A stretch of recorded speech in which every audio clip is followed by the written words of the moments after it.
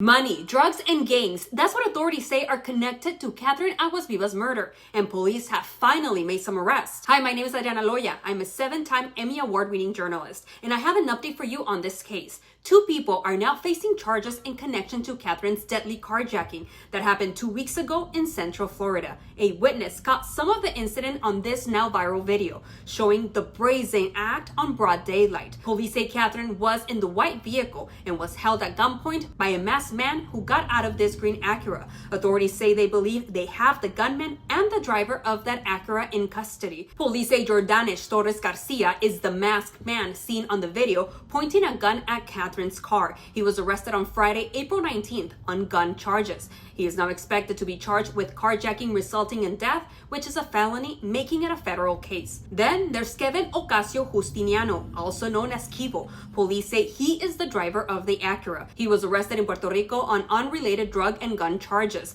but he is also expected to be charged with carjacking resulting in death. Now, this is what the sheriff said about how they learned he's connected to this case. He was introduced to us because the red Toyota Corolla that picked up the 2 occupants of the green Acura moved into that vehicle. That vehicle was registered to a relative of his, and then his phone records put him at the scene of the carjacking, along with Jordan.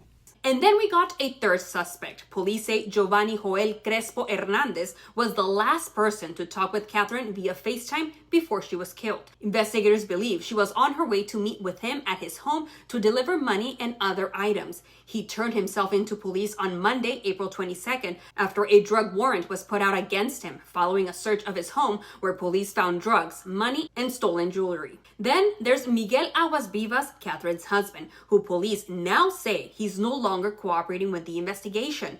But let's not forget that he did hand over his cell phone to detectives.